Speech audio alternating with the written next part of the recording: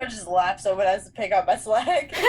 You're like, all right, I got a movie to watch. 2 pages left. Goodbye. Yeah. Percy, I am Annabeth. I now sound like a man. I Why? sound like a man because I cannot differentiate voices.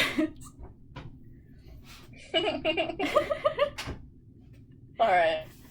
All right. Let's do the thing so we can stop being productive for today because we've been too productive. Too productive. I have been nonstop since 9 a.m. I was not up in AM, but since I got up, same. All right. Disclaimer 2.0. Mr. Teven is not here today. So, you get Miss Reams reading for Grover again. Congratulations. I'm sure you're going to have a blast, just like I will. It's fine. I'm sorry.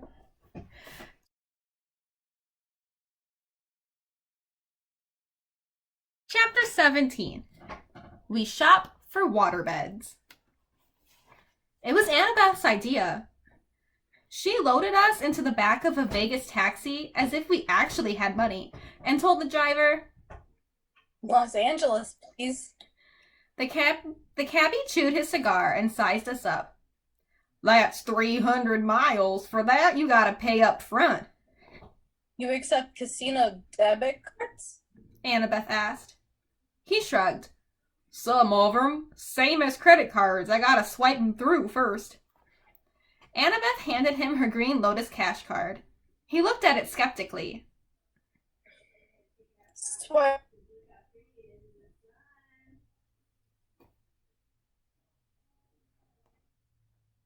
I have no lines. It says swipe it. I said it. Okay, but you cut out. I was very confused. I'm like, I don't say anything else. I'm like, repeat. Repeat that. All right, repeat. All right, bet.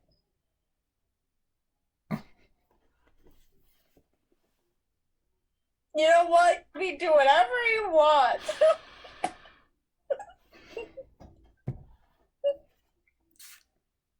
Annabeth told him to swipe it. He did. His meter machine started rattling. The lights flashed. Finally, an infinity symbol came up next to the dollar sign. The cigar fell out of the driver's mouth. He looked back at us, his eyes wide. Where to in Los Angeles? Your Highness? The Santa Monica Pier. Annabeth sat up a little straighter. I could tell she liked the Your Highness thing.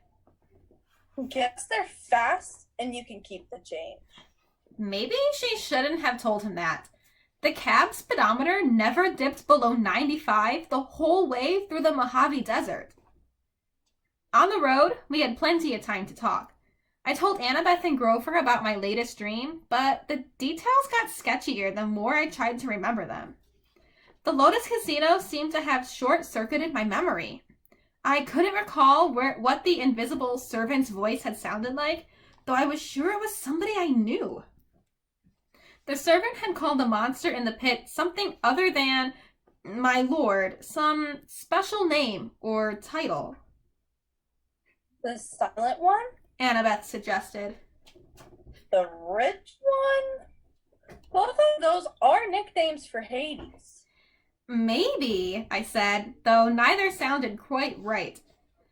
The throne room sounds like Hades, Grover said. That's the way it's usually described. I shook my head. Something's wrong. The throne room wasn't the main part of the dream, and that voice from the pit, I don't know, it just didn't feel like a god's voice. Annabeth's eyes widened.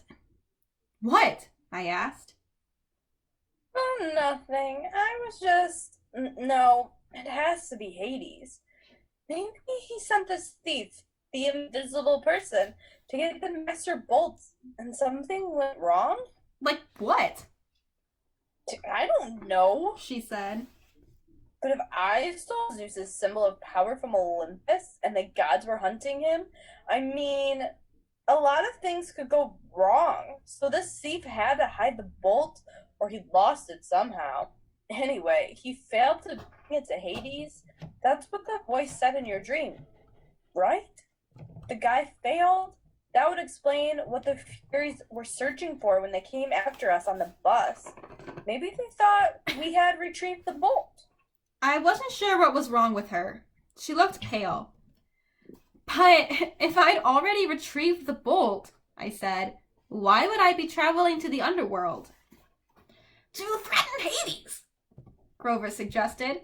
To bribe or blackmail him into getting your mom back. I whistled. You have evil thoughts for a goat. Why, thank you. But the thing in the pit said it was waiting for 2 items, I said. If the Master Bolt is one, what's the other? Grover shook his head, clearly mystified. Annabeth was looking at me as if she knew my next question and was silently willing me not to ask it. You have an idea what might be in that pit, don't you? I asked her. I mean, if it isn't Hades? Percy, let's not talk about it, because if it isn't Hades, no, it has to be Hades. Wasteland rolled by. We passed a sign that said California State Line, 12 miles. I got the feeling I was missing one simple, critical piece of information. It was like when I stared at a common word I should know, but I couldn't make sense of it because 1 or 2 letters were floating around. The more I thought about my quest, the more I was sure that confronting Hades wasn't the real answer. There was something else going on, something even more dangerous. The problem was, we were hurtling toward the underworld at 95 miles an hour, betting that Hades had the Master Bolt. If we got there and found out we were wrong, we wouldn't have time to correct ourselves. The solstice deadline would pass and war would begin. The answer is in the underworld, Annabeth assured me. You saw spirits of the dead, Percy. There's only one place that could be. We're doing the right thing. She tried to boost our morale by suggesting clever strategies for getting into the land of the dead, but my heart wasn't in it. There were just too many unknown factors. It was like cramming for a test without knowing the subject. And believe me, I'd done that enough times. The cab sped west. Every gust of wind through Death Valley sounded like a spirit of the dead. Every time the brakes hissed on an 18-wheeler, it reminded me of Echidna's reptilian voice. At sunset, the taxi dropped us at the beach in Santa Monica. It looked exactly the way LA beaches do in the movies, only it smelled worse. There were carnival rides lining the pier, palm trees lining the sidewalks, homeless guys sleeping in the sand dunes, and surfer dudes waiting for the perfect wave. Grover, Annabeth, and I walked down to the edge of the surf. What now? Annabeth asked. The Pacific was turning gold in the setting sun. I thought about how long it had been since I'd stood on the beach at Montauk at the opposite side of the country, looking out at a different sea. How could there be a god who could control all that? What did my science teacher used to say? 2/3 of the Earth's surface was covered in water? How could I be the son of someone that powerful? I stepped into the surf. Percy? Annabeth said. What are you doing? I kept walking, up to my waist, then my chest. She called after me. You know how polluted that water is? There's all kinds of toxic... And that's when my head went under. I held my breath at first. It's difficult to intentionally inhale water. Finally, I couldn't stand it anymore. I gasped. Sure enough, I could breathe normally. I walked down into the shoals. I shouldn't have been able to see through the murk, but somehow I could tell where everything was. I could sense the rolling texture of the bottom. I could make out sand dollar colonies dotting the sandbars. I could even see the currents, warm and cold streams swirling together. I felt something rub against my leg. I looked down and almost shot out of the water like a ballistic missile. Sliding along beside me was a 5-foot-long mako shark. But the thing wasn't attacking. It was nuzzling me, heeling like a dog. Tentatively, I touched its dorsal fin. It bucked a little, as if inviting me to hold tighter. I grabbed the fin with both hands. It took off, pulling me along, the shark carrying me down into darkness. It deposited me at the edge of the ocean proper, where the sandbank dropped off into a huge chasm. It was like standing on the rim of the Grand Canyon at midnight, not being able to see, but knowing the void was right there. The surface shimmered, maybe 150 feet above. I knew I should have been crushed by the pressure, but then again, I shouldn't have been able to breathe. I wondered if there was a limit to how deep I could go, if I could sink straight to the bottom of the Pacific.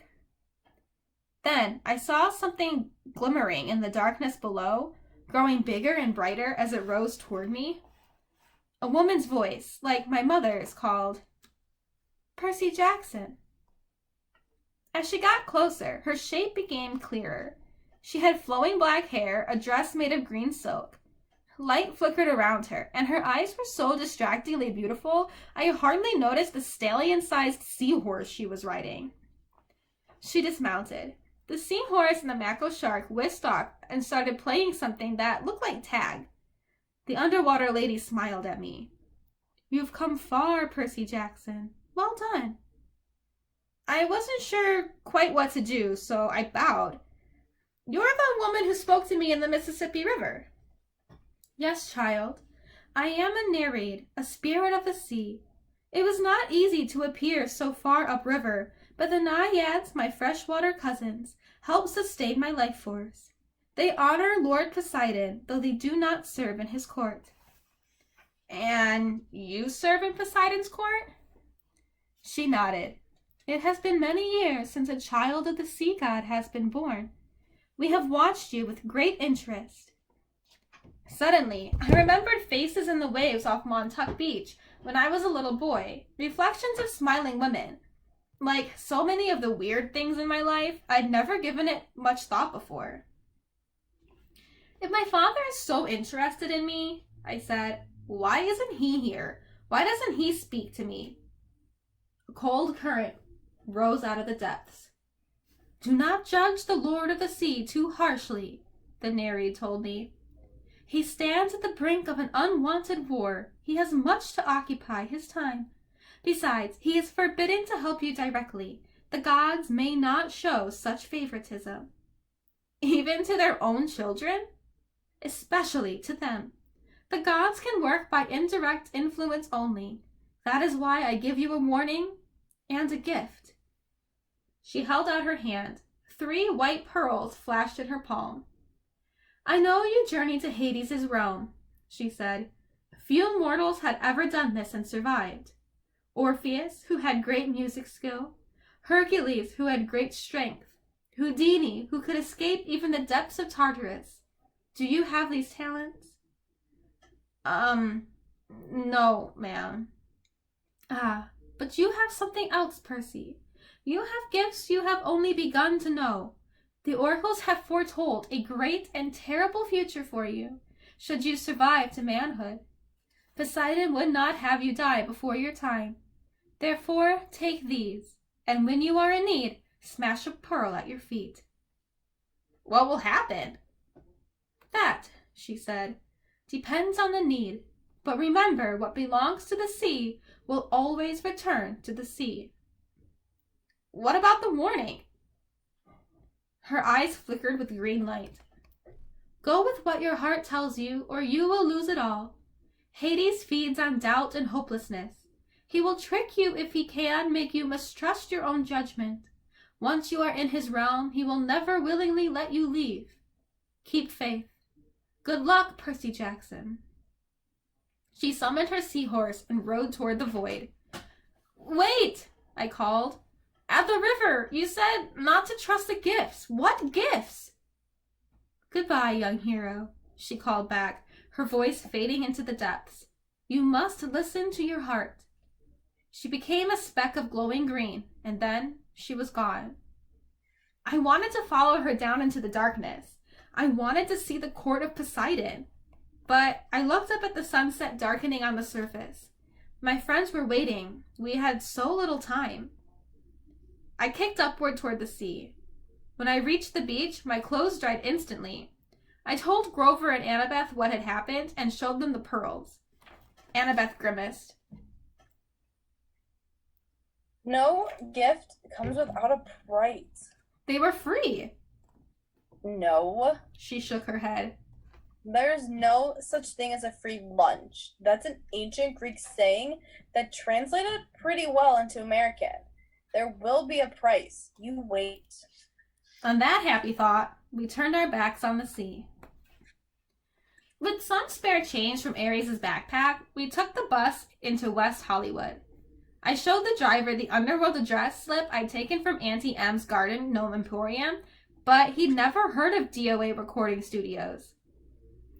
You remind me of somebody I saw on TV, he told me. You a child actor or something? I'm a stunt double for a lot of child actors. Oh, that explains it. We thanked him and got off quickly at our next stop. We wandered for miles on foot looking for DOA. Nobody seemed to know where it was. It didn't appear in the phone book. Twice, we ducked into alleys to avoid cop cars. I froze in front of an appliance store window because a television was playing an interview with somebody who looked very familiar. My stepdad, Smelly Gabe. He was talking to Barbara Walters. As if he were some kind of huge celebrity. She was interviewing him in our apartment, in the middle of a poker game, and there was a young blonde lady sitting next to him patting his hand. A fake tear glistened on his cheek. He was saying, Honest, Miss Walters, if it wasn't for Sugar here, my grief counselor, I'd be a wreck. My stepson took everything I cared about. My wife, my Camaro. I'm sorry, I have trouble talking about it. There you have it, America. Barbara Walters turned to the camera. A man torn apart, an adolescent boy with serious issues. Let me show you again the last known photo of this troubled young fugitive taken a week ago in Denver. The screen cut to a grainy shot of me, Annabeth, and Grover standing outside the Colorado diner talking to Aries. Who are the other children in this photo? Barbara Walters asked dramatically. Who is the man with them? Is Percy Jackson a delinquent? A terrorist? Terrorist? Wow, okay. Who is the man with them? Is Percy Jackson a delinquent, a terrorist, or perhaps the brainwashed victim of a frightening new cult? When we come back, we chat with a leading child psychologist. Stay tuned, America. Come on, Grover told me. He hauled me away before I could punch a hole in the appliance store window. It got dark, and hungry-looking characters started coming out onto the streets to play. Now, don't get me wrong, I'm a New Yorker. I don't scare easy. But LA had a totally different feel from New York. Back home, everything seemed close. It didn't matter how big the city was, you could get anywhere without being lost. The street pattern and the subway makes sense.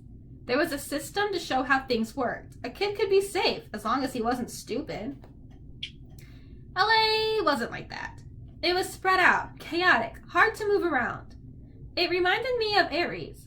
It wasn't enough for LA to be big. It had to prove it was big by being loud and strange and difficult to navigate, too. I didn't know how we were ever going to find the entrance to the underworld by tomorrow, the summer solstice. We walked past bums and street hawkers who looked at us like they were trying to figure if it was worth the trouble of mugging. As we hurried past the entrance of an alley, a voice from the darkness said, "Hey, you." Like an idiot, I stopped. Before I knew it, we were surrounded. A gang of kids had circled us. 6 of them in all, white kids with expensive clothes and mean faces, like the kids at Yancey Academy, rich brats playing at being bad boys. Instinctively, I uncapped Riptide. When the sword appeared out of nowhere, the kids backed off, but their leader was either really stupid or really brave because he kept coming at me with a switchblade. I made the mistake of swinging. The kid yelped, but he must have been 100% mortal because the blade passed harmlessly right through his chest. He looked down. What the? I figured I had about 3 seconds before his shock turned to anger. Run! I screamed at Annabeth and Grover. We pushed 2 kids out of the way and raced down the street, not knowing where we were going. We turned a sharp corner. There! Annabeth shouted. Only one store on the block looked open, its windows glaring with neon. The sign above the door said something like, Krusty's Watery Bd Alpus. Krusty's Water Bed Palace? Grover translated. It didn't sound like a place I'd ever go, except in an emergency, but this definitely qualified. We burst through the doors, ran behind a waterbed, and ducked. A split second later, the gang kids ran past outside. I think we lost them, Grover panted. A voice behind us boomed. Lost who? We all jumped. Standing behind us was a guy who looked like a raptor in a leisure suit.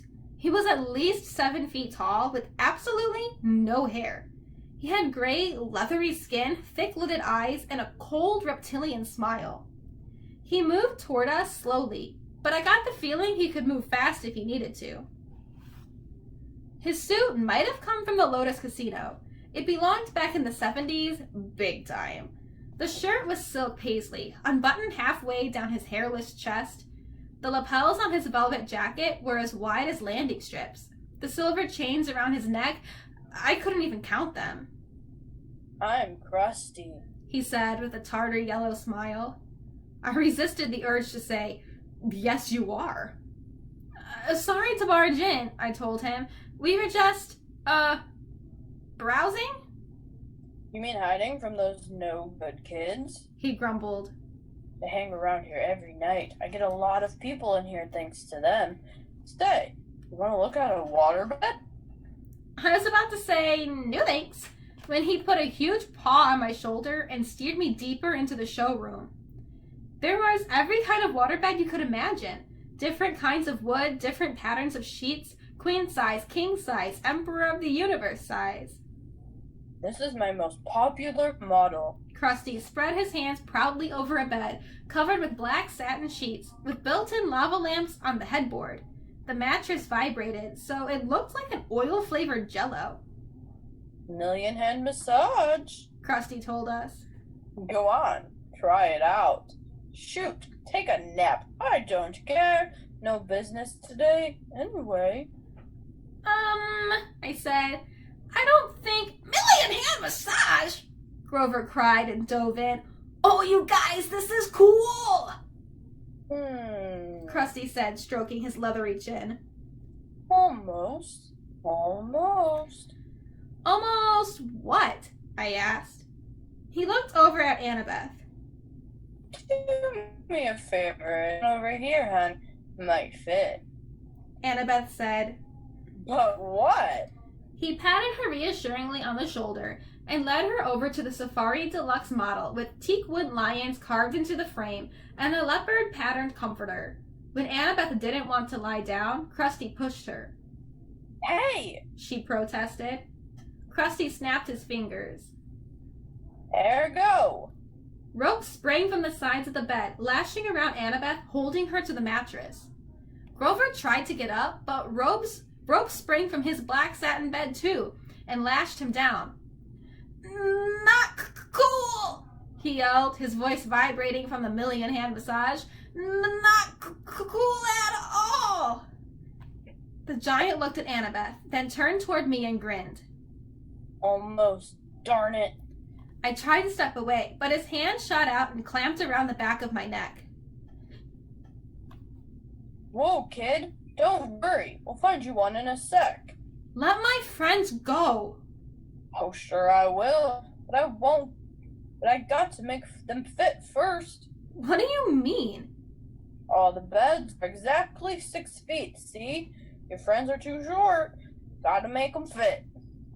Annabeth and Grover kept struggling. Can't stand imperfect measurements. Krusty muttered. There go. A new set of ropes leaped out from the top and bottom of the beds, wrapping around Grover and Annabeth's ankles, then around their armpits. The rope started tightening, pulling my friends from both ends. Don't worry, Krusty told me. These are stretching jobs. Maybe 3 extra inches on their spines. They might even live. Now, why don't we find a bed you like? Huh? Percy! Grover yelled. My mind was racing. I knew I couldn't take on this giant waterbed salesman alone. He would snap my neck before I even got my sword out. Your real name's not Krusty, is it? I asked. Legally, it's Progrestus, He admitted. The stretcher, I said. I remembered the story. The guy who tried to kill Theseus with excess hospitality on his way to Athens. Yeah. The salesman said. Who can pronounce Progrestus?